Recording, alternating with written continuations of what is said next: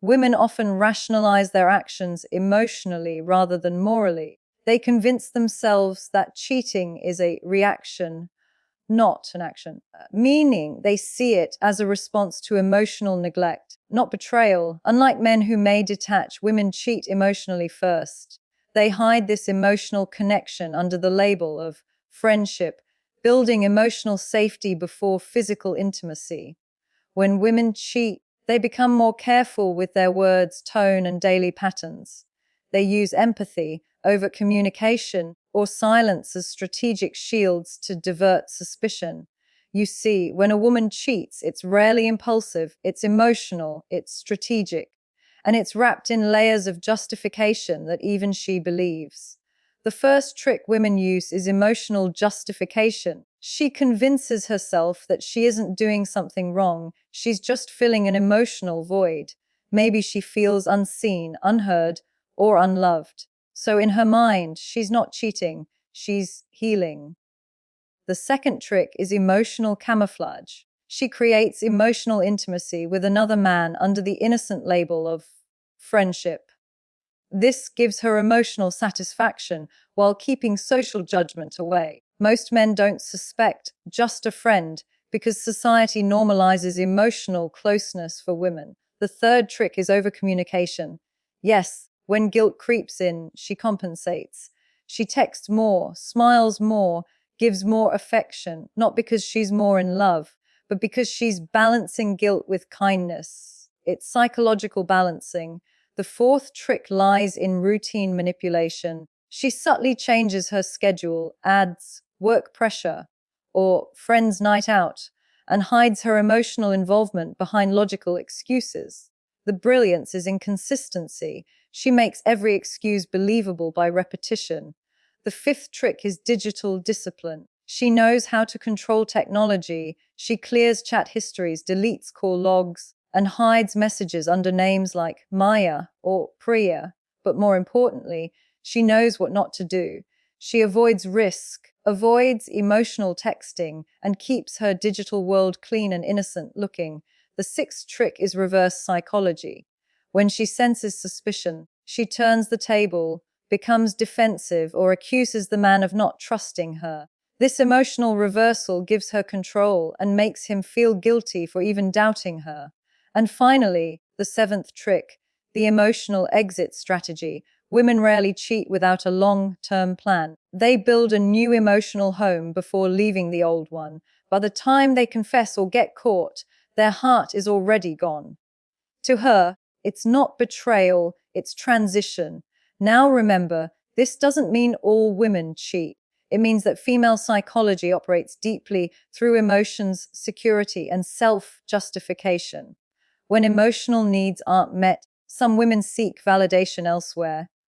Understanding this isn't about blame, it's about awareness. True connection comes when both partners understand emotional fidelity, not just physical loyalty.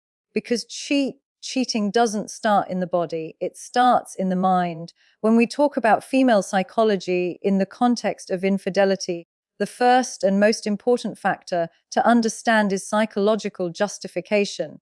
This is the inner dialogue, the story a woman tells herself to make her actions emotionally acceptable, even if they contradict her moral values. Human beings rarely do something they believe is wrong without first finding a reason to justify it. And women, being deeply emotional and introspective by nature, are experts at emotional reasoning. When a woman cheats, she doesn't usually start with the intention of betrayal.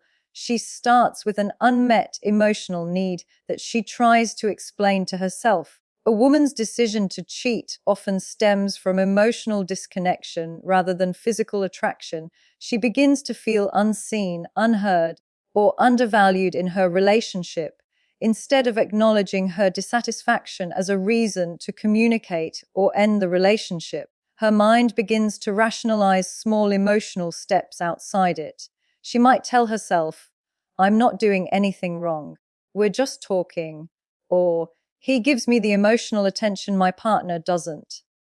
This is psychological justification, the emotional mask that allows her to believe her actions are not a violation of her values. For women, emotional bonds are not casual, they carry meaning, warmth, and safety. When these emotional needs are neglected, she starts searching for emotional oxygen elsewhere.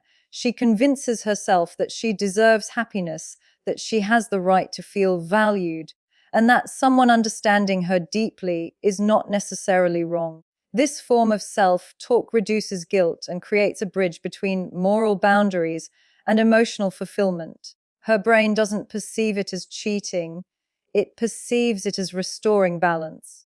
The interesting part of this psychology is that it's not always conscious.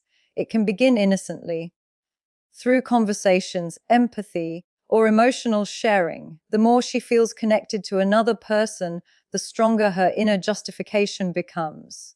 She may say things like, "I'm not loved the way I used to be," or "He listens to me, he understands me." In her mind, this emotional connection becomes a form of healing, not betrayal.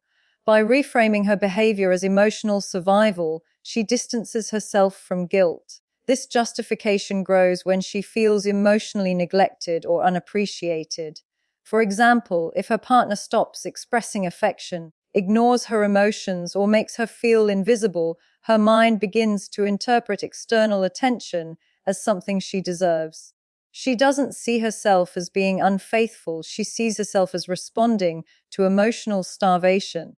That's why many women say, after being caught, "It just happened," because psychologically they didn't see the line crossing. They had already built a narrative that excused their behavior before it became physical.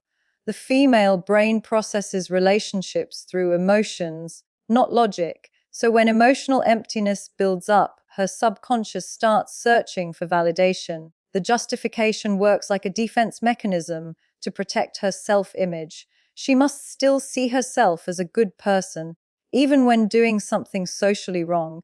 To maintain this self-concept, she changes the meaning of her actions. It's no longer cheating, it's connecting. It's not betrayal, it's finding what's missing. This emotional reinterpretation is powerful because it allows her to act without feeling like a bad person. In some cases, the justification becomes even more complex. She may project blame onto her partner, convincing herself that he pushed her to this point. She might think, "If he really cared, I wouldn't need anyone else," or "He doesn't love me the way I deserve." This mental shift transfers responsibility away from her and toward the relationship itself. This is what psychologists call emotional displacement, where guilt is replaced with self-pity or victimhood. In her mind, she's not betraying, she's reacting.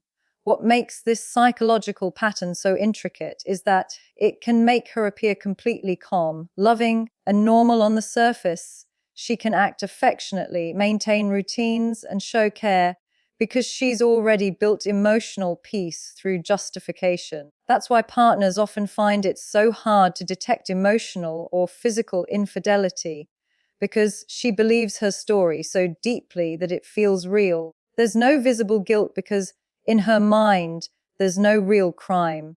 The justification also plays into selective memory and emotional compartmentalization. She might consciously suppress thoughts that make her uncomfortable or rationalize them as temporary comfort. The more she invests emotionally in someone else, the stronger her rationalization becomes. It's a self-protective loop. Emotional fulfillment reinforces justification, and justification reduces guilt, allowing the pattern to continue. From a psychological standpoint, this isn't about manipulation, it's about emotional survival.